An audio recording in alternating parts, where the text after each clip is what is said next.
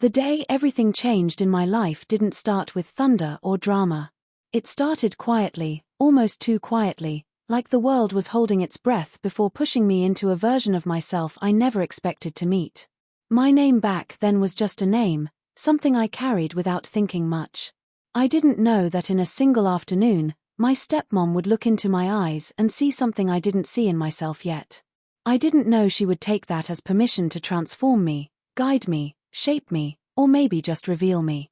But let me begin the way it really happened, the way it still replays in my mind like a memory that refuses to fade. I was 17, awkward, and constantly feeling like I existed in the wrong corners of every room. My dad had remarried 2 years earlier, and that's when Mia entered our lives. She wasn't the evil stepmom people joked about. She was warm and observant, almost too observant. The kind of person who looked at you like she already knew what you were going to say, even if you didn't say it. Sometimes I felt like I was made of glass around her, like every small reaction of mine reflected too much. But she never confronted me. Not until that day. It was a Sunday afternoon. My dad had left early for a 2-week work trip, and the house felt too big and too silent without him. I liked the silence usually, but not that day. Something in the air felt strange, charged, waiting. I was in my room pretending to study but mostly staring at the same paragraph for half an hour. I kept adjusting my posture, adjusting my clothes, adjusting my breathing, like I wasn't fitting inside my own body correctly. I didn't know Mia was watching me from the doorway until she stepped inside. She knocked on the doorframe gently. "You okay?" she asked. Her voice was calm, soft, but it carried something else too, something I couldn't read then. I nodded quickly. "Yeah. Just homework." She stepped farther into the room, looking around like she was taking inventory of things I didn't know were visible. Then her eyes landed on the small vanity mirror I kept half hidden behind my books. I had bought it months ago with some excuse about needing it for shaving, but deep down I knew that wasn't why. I used to look into it a little too long, wondering why my reflection felt incomplete, blurred, like a sketch missing the final lines. Mia walked toward it, picked it up, and held it gently. "Do you mind if I ask you something?" she said. My heart tightened. "What?" She sat on the edge of my bed, holding the mirror in her lap. "Why do you keep hiding this?" My chest felt heavy. "I'm not hiding it." She raised one eyebrow slightly. "Sweetheart, it's behind your books, under another book," and turned around. "That's not just storage." I didn't know what to say. I felt heat rising in my face. Panic fluttered inside me. My hands were shaking and I pressed them against my knees. Mia didn't push. She just looked at me with that same observant softness. "You know," she said slowly, carefully choosing her words, "I've noticed something for a while now. The way you look at yourself. Not judgment, not vanity, more like searching. As if you're looking for someone you haven't met yet." I froze. Her words hit too close. Too exact. I swallowed hard. I don't know what you mean." She gently turned the mirror so I was facing my own reflection. My throat tightened as I looked at myself, the uncertain eyes, the tense jaw, the hair I constantly tried to manage but never liked, the way I looked like a version of someone pretending. "Tell me," she said softly. "Who do you see?" I didn't speak. I couldn't. Something inside me felt like it was cracking open, like a shell I didn't know I had was breaking. My eyes stung but I blinked quickly. "I see someone who doesn't feel comfortable," she continued. "Someone who's afraid of disappointing people." Her words felt like they were peeling back layers I had tried so long to protect. "You don't have to pretend around me," she said. My heartbeat felt loud, like it was echoing in my ears. "I'm not pretending," I whispered. She touched my hand carefully. "Then tell me what you're scared of." A long moment passed. My voice was barely a sound when I answered. "Everything." Mia didn't let go of my hand. She didn't criticize me. She didn't tell me I was being dramatic. Instead, she took a deep breath, like she was about to step into something important. "I want to try something," she said. "Something small. Something gentle. But you have to trust me." I looked at her, confused and scared and curious all at once. "Try what?" She stood up slowly, walked toward my door, and closed it carefully. The click of the door echoed through me. It felt final and reassuring at the same time. When she turned back to me, she was holding herself differently. More purposeful. More certain. "I want you to let me show you something," she said. "A version of yourself you've been trying to hide." My breath stopped. "Mia, what are you talking about?" She smiled softly. "Let me help you see what I think you've been afraid to admit." I shook my head quickly. "I don't know what you mean." "Yes," she said, stepping closer. "You do." My chest tightened as she crouched down in front of me, gently tilting my chin up. "I've seen the way your eyes soften when you look at things that make you feel beautiful. I've seen how your hands tremble when you're thinking about something you wish you could say. And I've seen how much you're trying to hide from yourself." I felt tears gathering in my eyes. "Mia, I'm not. I don't think I'm." "You don't have to label anything," she said quickly. "You don't have to decide who you are today. I'm not asking you to become something. I'm asking you to let yourself feel without fear." She walked to her room and returned moments later holding a small box. She sat beside me again, opened it, and inside were a few soft makeup items, a light foundation, a brush, a pastel lip tint, and something that looked too delicate to belong in my hands. Damn, my body tensed. "Mia, no. I can't." "Yes," she said gently. "You can. And you're safe." I shook my head again, breathing hard. She placed her hand over my heart. "Feel this. That's not fear. It's something trying to be free." I looked down, unable to stop the tears now. They fell silently, landing on my shirt. Mia wiped one from my cheek with her thumb. "Let me just show you," she whispered. "If you hate it, we stop. I promise." Something inside me shifted, a small giving in, like the moment before exhaling after holding your breath too long. I didn't nod, but I didn't stop her either. She reached for the brush and held my face tenderly, applying the foundation with such lightness that it felt like she was painting something fragile. My heart raced, my breath uneven. I kept closing my eyes, but she told me softly to look at her. Her eyes were warm, reassuring, grounding me every second. Then she used the soft tint on my lips. I felt my breath catch. It wasn't heavy or dramatic. Just enough to soften the shape, to reveal something I didn't expect, a gentleness I had always hidden. When she was done, she handed me the mirror again. My throat tightened the moment I saw myself. The reflection didn't look like a stranger. It looked like someone I had met before in dreams or daydreams or moments when I stared too long into the glass. Someone quieter, softer, truer.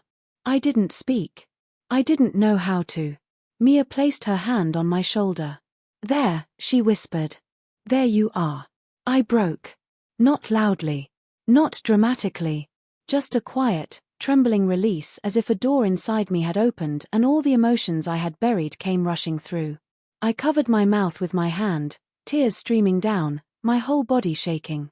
Mia pulled me gently into a hug. "It's okay," she murmured. "You're okay.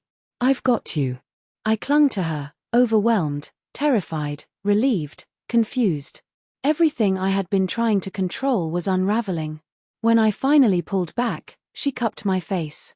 "Sweetheart," she said softly, "you don't have to be afraid of who you're becoming." "I don't know who that is," I whispered. "You will," she said. "And I'll help you. Not to force you. Not to change you. But to guide you to the person you've been trying not to see." My breath trembled. "Why are you doing this?" "Because," she said, brushing my hair gently behind my ear, "I care about you. I see you. Even when you can't see yourself." The room felt different then. Warmer. Smaller. More intimate. I felt exposed and safe at the same time. Like I was standing at the edge of a truth I hadn't dared to touch. She stood, walked to her closet, and came back holding something folded. Soft fabric. Light. Feminine. My heartbeat stumbled. "I think," she said carefully, "it's time you try this." I stared at it, frozen. She smiled gently. "Don't worry. We're just exploring." My voice trembled. "Mia, I can't wear that." "Then just hold it," she said. She placed it in my hands. The fabric felt unreal, like it didn't belong in my world. But the moment I touched it, something inside me shifted again, small but undeniable. Mia saw it. "See," she whispered. "You're not wrong for wanting softness. You're not wrong for wanting to see yourself." I looked at her, tears still gathered in my eyes. "What if my dad finds out?" She held my hand. "He won't. Not until you're ready." I swallowed hard. "And if I'm never ready?" She smiled, a slow, knowing smile. "You will be. Maybe not today. Maybe not tomorrow. But one day you'll look in the mirror and recognize yourself fully. And when that happens, I want you to remember this moment." My fingers tightened around the fabric.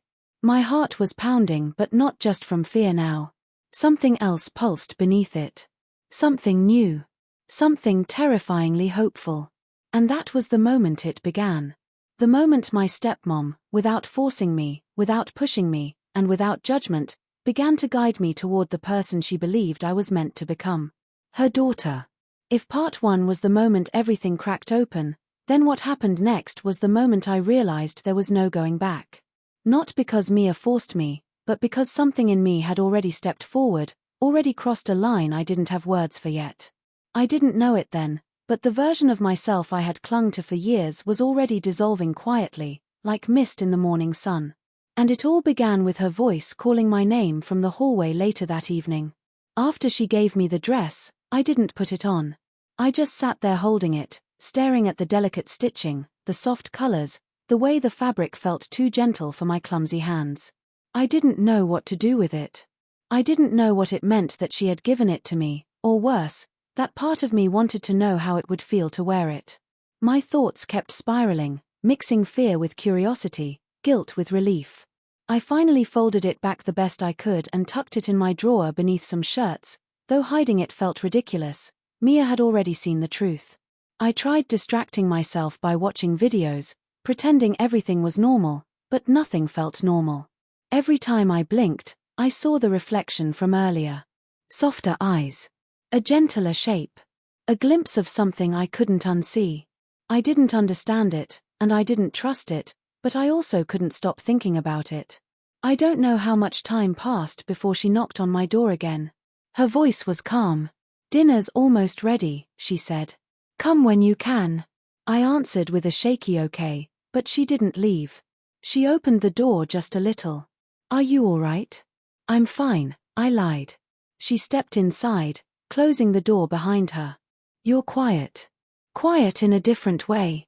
I looked away from her, embarrassed. "I'm just thinking." She came closer and sat beside me on the floor instead of on the bed, like she wanted to be at my level. "What are you thinking about?" I hesitated, chewing on the inside of my cheek. "Earlier. Everything you said. Everything you did." "And how did it make you feel?" she asked gently. My chest tightened. "Scared," I whispered. She nodded. "That's normal." And confused. "That's normal too." And, I swallowed, barely able to say it, seen. Mia's expression softened instantly. She reached out and touched my arm. "That's all I wanted for you," she said. "To feel seen." A long silence settled between us, full of unsaid things. Then she surprised me by saying, "You know, when your dad married me, I didn't just want to be someone who cooked meals and managed the house. I wanted to be someone you could trust. Someone who cared about you as her own." Something about the sincerity in her voice made my throat tighten again. "I do trust you," I said quietly. She smiled. "Good. Because I'm going to ask you something important. And I want you to answer honestly. Not how you think you should answer, but how you actually feel." My pulse quickened. "Okay." She turned so she was facing me completely. "When you saw yourself in the mirror earlier, what was the first feeling in your chest? Not the fear that came after. The very first feeling." I froze. I wanted to lie, but lying would have broken something between us. Something neither of us wanted broken. "Warmth," I whispered. "Like relief. Like I wasn't fighting myself in that moment." Mia nodded gently. She didn't celebrate. She didn't push. She just absorbed my words with the same care she had shown all day. "That's important," she said. That's not something you force. That's something that comes from honesty. I took a shaky breath. What does it mean? It means, she said softly, that there is a part of you waiting to breathe. Waiting to be acknowledged. My heartbeat pounded. But I can't just change. You're not changing, she said. You're discovering. There's a difference. I felt that difference deep inside but didn't know how to accept it. Mia stood and offered her hand to help me up. Come, she said. Let's eat. Then, if you're okay with it, we'll take the next small step. What step? I asked nervously. She smiled like she already knew how the night would unfold. We'll go slowly. I promise. At dinner, she didn't bring it up again. She talked about my dad's trip, about groceries she needed to buy, about a recipe she wanted to try. It was normal conversation, but every word felt like it was floating above an unspoken truth. My hands were shaking slightly when I held the fork. Every few seconds, I caught her watching me, not judging, just making sure I wasn't spiraling. After we ate, she cleaned the dishes while I sat at the kitchen table, fidgeting with the edge of my sleeve. I didn't know if I wanted to run or stay. I didn't know if I wanted her to push or to stop. But when she finally turned around and gently said my name, I knew I was staying. Come to my room, she said softly. Just for a moment. My breath hitched, but I followed her. Her room always smelled like lavender and wood polish. She walked to her vanity and opened a drawer slowly, as if giving me time to back out. But I didn't. I stood there, frozen but willing. She took out a small hairbrush. Silver, smooth, delicate. She walked toward me and held it out. May I? I felt something fragile break open inside me again. I nodded. She stepped behind me, gently brushing through my hair. The sensation was both strange and soothing. No one had brushed my hair like that since I was a little kid. Her movements were slow, careful, almost ceremonial. Each stroke felt like it was whispering to parts of me I had ignored for years. You know, she said softly, hair has memory. It remembers when someone touches it kindly. I closed my eyes, letting myself be still. Then she parted my hair slightly and brushed it in a way that softened my face, framing it subtle, delicate, but enough for me to feel a shift. She stepped in front of me and looked at my face closely. There, she whispered. See how different you look when you let yourself soften? I swallowed hard. It feels weird. Weird can mean new, she said. And new can mean honest. She reached for her vanity again and returned with something small. A simple hair clip, pastel and minimal. She held it up without touching me yet. Only if you're comfortable, she said. I stared at it. A clip. Something so tiny, yet it felt like a symbol of something huge. My palms were sweating. My heart raced. She didn't rush me. She just waited. Finally, with a trembling breath, I nodded. She smiled softly and slid the clip into my hair, tucking a strand gently behind my ear. The moment it clicked into place, something inside me shifted with it. A tiny shift, but real. Undeniable. She stepped back a little and looked at me, not with pride, not with amusement, but with a deep, patient recognition. You look like yourself, she said. I didn't know how to process that. I didn't know how to hold the weight of it or the truth of it. She held up her phone, turned the camera on, and angled it toward us. Only if you want, she whispered. Just so you can see. My throat tightened. I nodded weakly. She held the screen in front of me. My reflection didn't look dramatic. It didn't look like a makeover. It didn't even look like a different person. It looked like me, but easeful. Softer. More honest. Less guarded. For a moment, I forgot to breathe. Mia watched my reaction carefully.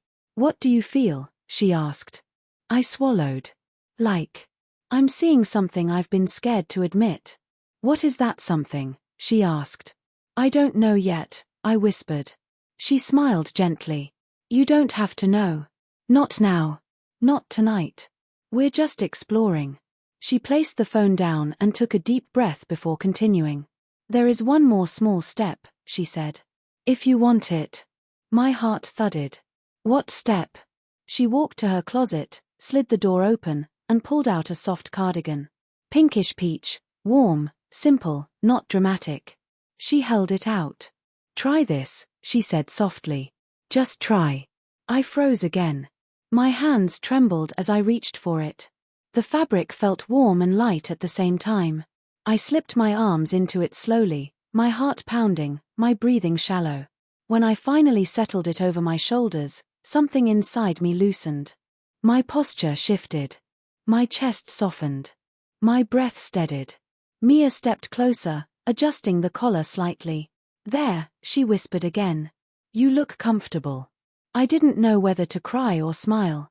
Both feelings pressed against me at once. "Why does this feel right?" I asked, voice shaking. "Because," she said, resting her hand lightly on my arm, "sometimes the truth waits for someone gentle enough to introduce it to us." I looked in her eyes, and for the first time, I didn't look away. "What does this make me?" I whispered. She shook her head softly. "It doesn't make you anything. It reveals something." My breath trembled. "My dad would never understand." She sighed gently. "He doesn't have to. Not yet." Then she looked at me with quiet confidence. "Right now, this moment is just between you and me. No pressure. No labels. No decisions. Only honesty." The cardigan felt like a second skin. I touched the sleeve lightly, surprised at the softness. Surprised at how natural it felt. Mia stepped closer, tucking another strand of my hair behind the clip. "You are allowed to exist like this," she whispered. "You are allowed to explore who you are." I felt tears burn at the edges of my eyes again, but they didn't fall this time. I just breathed, letting myself feel everything without pushing it away. And then, softly, she said something that changed everything. "You know," she whispered, "I've always wondered what it would be like to have a daughter." I froze. She quickly added, "Not instead of you. But because I see a part of you that might want to be seen that way." My heart dropped. My mind spun. Her daughter. The word felt too big, too heavy, too bright. "I'm not saying you are," she said quickly. "I'm saying, if that part of you exists, I will protect it." I looked down, unable to speak. But my silence told her more than my words ever could. She gently lifted my chin. "You don't have to decide tonight," she whispered. "But if there is even the smallest part of you longing for that, I will help you find her." Her. The word echoed through me like a whisper I had tried to silence for years. And in that moment, standing in her room wearing a soft cardigan and a pastel clip in my hair, I felt something inside me quietly, carefully, undeniably awaken. The next few days felt like walking through a dream I couldn't wake from. Every small interaction with Mia carried weight I wasn't ready for, but at the same time, I couldn't resist it. Her presence felt like gravity, pulling me toward something I hadn't allowed myself to name. I woke up each morning with a mixture of dread and anticipation, unsure whether I would run or follow, unsure whether I wanted the day to begin or never to start at all. She approached me gently, almost cautiously, every day after that first evening. Sometimes she would leave little things for me, a soft hairband on my desk, a light scarf draped over my chair, even a small note with words I could barely believe she wrote. Things like "You are allowed to be gentle with yourself," or "Even the smallest steps count." At first, I ignored them, telling myself they were just gestures, meaningless.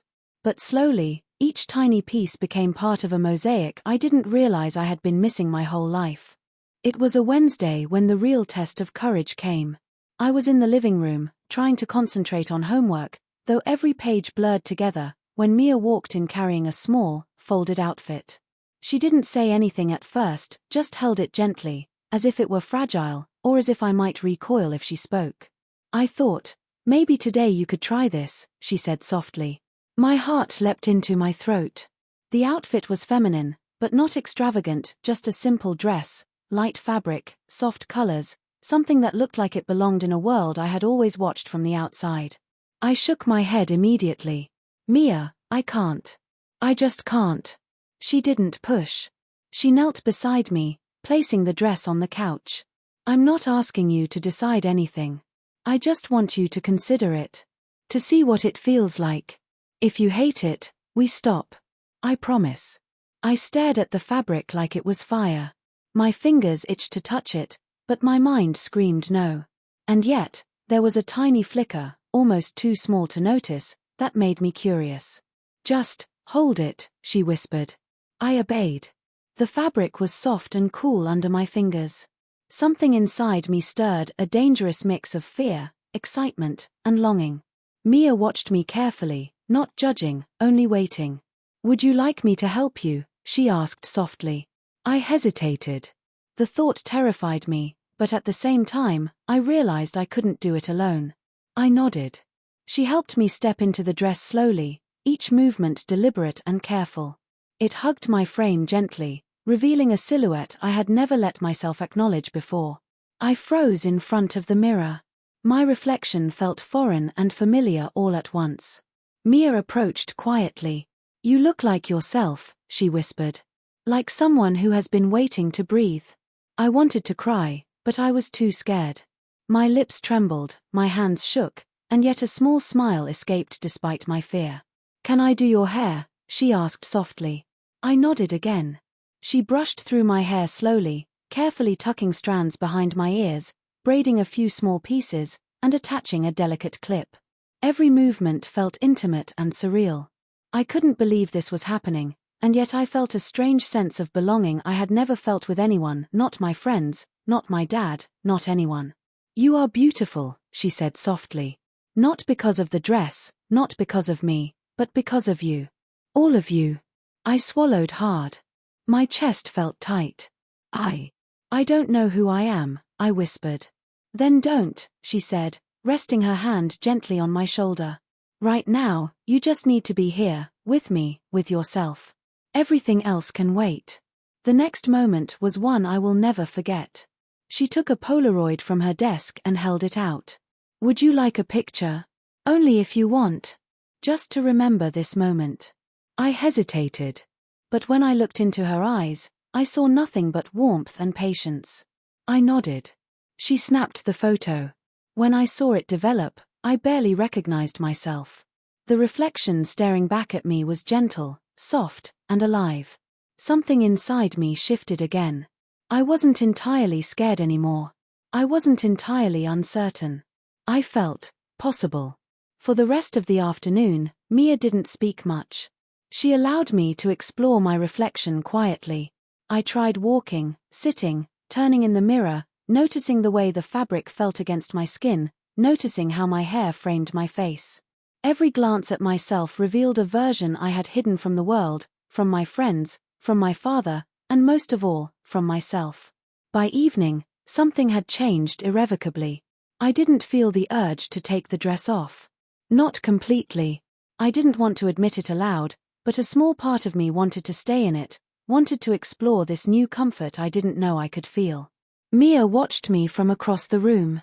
"You don't have to do anything," she said gently. "You're safe. You're allowed to take your time."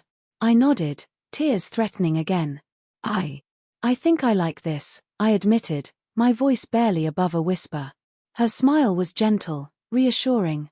"Then that's enough for today," she said. "Nothing else matters. You did the hardest part, you let yourself feel." Over the next week, our routine shifted subtly. She introduced small, gradual changes, a soft scarf here, a light accessory there, gentle touches to my hair, small compliments when I tried on a new outfit, always careful to allow me control.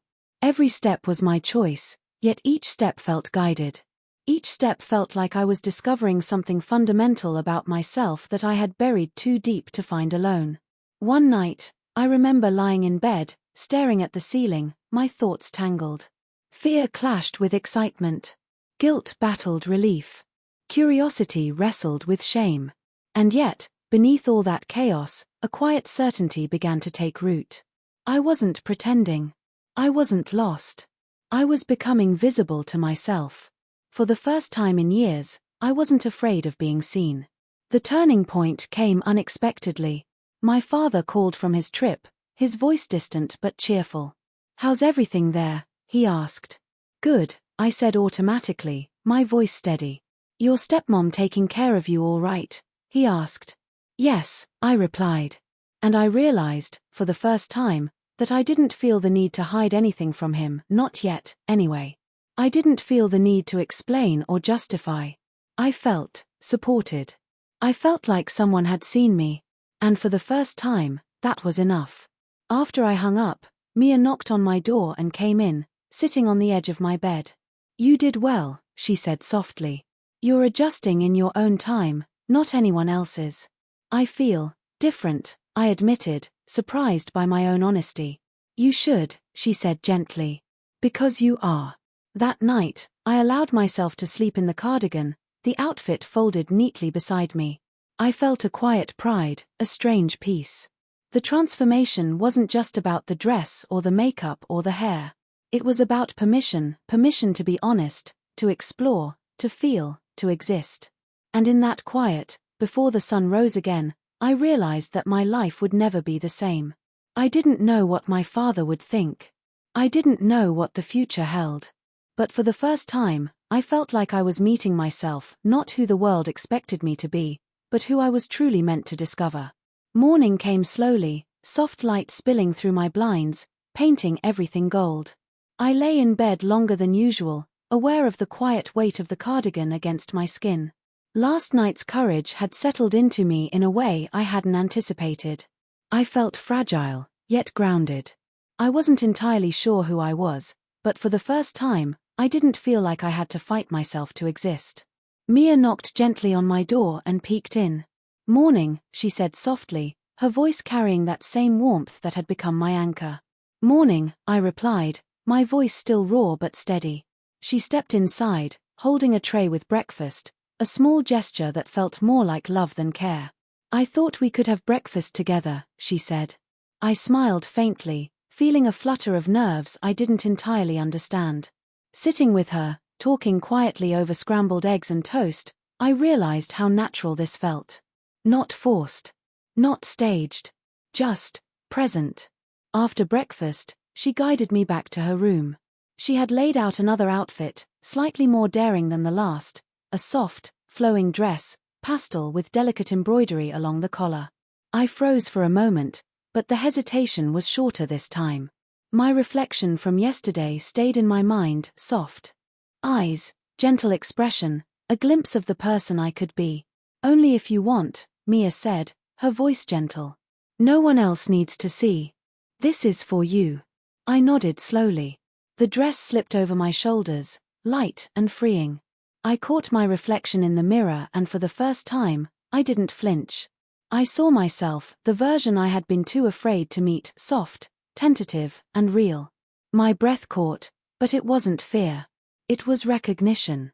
Mia came closer, brushing a strand of hair behind my ear. "You're doing beautifully," she said. "Not for me, not for anyone. For yourself." Tears pricked my eyes. I feel like someone else," I whispered. "You are," she said softly. "But only the part of yourself that's been waiting. That's always been you. You just didn't have permission to show it." We spent the morning exploring small details, hairstyles, accessories, little touches that seemed trivial but felt monumental to me. Each addition wasn't about changing who I was. It was about unveiling layers I had buried. By the afternoon, I looked into the mirror and felt a strange, quiet pride. I wasn't pretending. I wasn't performing. I was existing honestly for the first time in my life. Then came the most significant moment. Mia held a small box, slightly larger than the ones before, and opened it to reveal a delicate necklace with a soft heart-shaped pendant. "This is yours, if you want it," she said, her voice steady, patient. I swallowed hard. "I don't know if I deserve it." She shook her head. "You do. You deserve to be recognized, to be seen, to exist fully. This isn't about me. This is about you." My fingers trembled as I took the necklace and fastened it around my neck. The cool metal against my skin sent a shiver through me, but it wasn't unpleasant. It felt like a promise. Not a promise from her, but from myself, to accept who I was discovering. Mia smiled, brushing my hair gently over my shoulders. "There," she said. "See what happens when you allow yourself to be gentle. When you stop hiding." I looked into her eyes, and for the first time, I didn't feel judged, not by her, not by myself. I think I'm ready to see more of me, I whispered. She stepped back, giving me space. Then take it slowly. One step at a time. But remember, I'll be here whenever you need support. Always. The days that followed were a delicate balance of exploration and quiet reflection. I ventured outside the house more confidently, wore the soft dresses when I felt like it, experimented with hairstyles and accessories, and discovered how it felt to be seen by strangers and peers without shame. Each step was terrifying, yet liberating. One afternoon, my father returned from his trip. I was anxious, unsure how he would react. Mia held my hand lightly, giving me the courage to face him. When he saw me, his initial surprise faded into a mixture of confusion and curiosity. He asked questions carefully, listened, and didn't push. I realized then that my transformation wasn't just about how I looked, it was about courage, honesty, and the relationships I had allowed to evolve. Mia stayed close but didn't overshadow the moment. She let me speak for myself, let me define my own identity in my own words. And for the first time, I realized something profound. Transformation wasn't about becoming someone else. It was about revealing the person who had always existed beneath the fear, the self-doubt, and the expectation of others. Weeks passed, and what had started as tentative steps became a new rhythm. I had embraced elements of myself I had once hidden, celebrated small victories, and acknowledged my own strength. Mia didn't just transform me with dresses and accessories. She transformed the way I saw myself, taught me to look in the mirror and recognize the truth, to accept the quiet courage I had ignored for so long. One evening, we sat together quietly, a cup of tea in hand. She smiled softly at me. "You've come a long way," she said. "I have," I admitted, my voice steady and calm. "And it's not just the outside. I feel different inside too. Stronger. Honest. That's the real transformation," she said. "Everything else is just reflection." I nodded, tears brimming but not spilling. "Thank you," I whispered. "For what?" she asked. "For showing me who I could be," I said. Her eyes softened, and she reached out, brushing a strand of hair behind my ear. "No, sweetheart," she said. "You found her yourself. I just helped you see." In that moment, I understood something crucial. Transformation doesn't come from someone else. It comes from permission to feel, to explore, to exist. Mia hadn't made me her daughter. She had given me the courage to see the daughter I had always carried within me, the self I had long denied. And standing there, looking into her eyes and then into the mirror, I finally smiled. Not out of vanity or pride, but out of recognition. I was me, fully and unapologetically. Strong, soft, and alive. The day my stepmom transformed me wasn't just the day I wore my first dress or saw myself differently. It was the day I realized that identity isn't given. It's discovered. And with courage, patience, and love, even the most hidden parts of yourself can emerge. From that day forward, I walked taller, spoke softer, laughed freer, and looked in mirrors with curiosity instead of fear. I was still learning. I was still exploring. But for the first time, I didn't feel alone. And that made all the difference. That day was not the end. It was the beginning, the first step into a life that was mine to claim, mine to explore, and mine to love. The day my stepmom transformed me into her daughter was, in truth, the day I finally allowed myself to become my own.